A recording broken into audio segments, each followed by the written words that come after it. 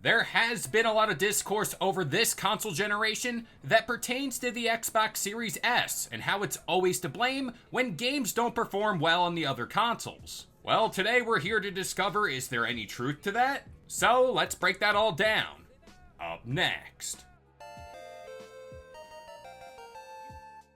What's going on, guys? It's Kalo, and I'm here to give you the lowdown on all things gaming. And if you're new here, feel free to subscribe to this channel for weekly video game news content. Drop a like on the video, and welcome to the Level Up. So, like I just stated, over this most recent console generation, there has been a lot of groundswell of certain people who, when in doubt, they blame the Xbox Series S. This goes well beyond performance too. If a game gets delayed, you instantly blame the Xbox Series S. If a game takes too long to develop, you get the point here. But at the same time, it's been accused of holding back the PS5 and Xbox Series X for a ton of reasons. Well, let's hold our horses right there because it looks like the Battlefield studio, oddly enough, may be here to prove that stuff wrong. And this is all coming from an interview held with Kotaku and the game's director, Christian Bull. Quote, I will say the biggest thing that we did that was a challenge for us, dealing with the console's limited memory. Xbox Series S does have less memory than even our mid-spec PC. And so there was a point.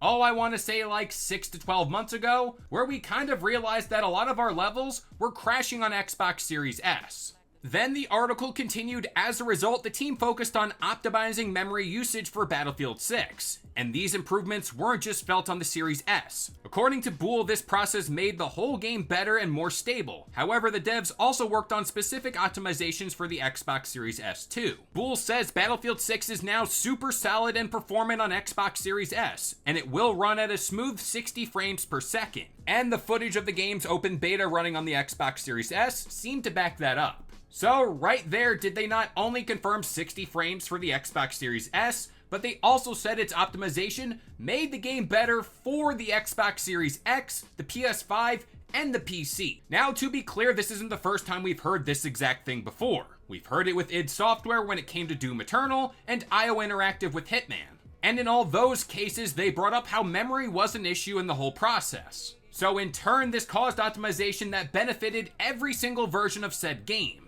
So in a weird, twisted, and warped way of looking at it, without the Series S, those games would have came out performing worse than when they first launched. I know some will view this as shifting the goalpost, but this is clear proof the console is helping development rather than hurting it. I'm also not saying this console isn't posing a challenge for developers, when clearly it is for different reasons, like they stated above. But from this example, we have seen when studios actually put in the work and make things happen, it often results in games turning out better for it. So with all that being said, I'm gonna pass this off to you guys. What do you think about all this? Me personally, I think this is more of a pressure makes diamonds situation, where if you put in the work, you're gonna get something better out of it. But that about does it here. I've been Kalo, I gave you the lowdown on all things gaming, and if you're new here, feel free to subscribe to this channel for weekly video game news content. Drop a like on the video, and this has been the Level Up.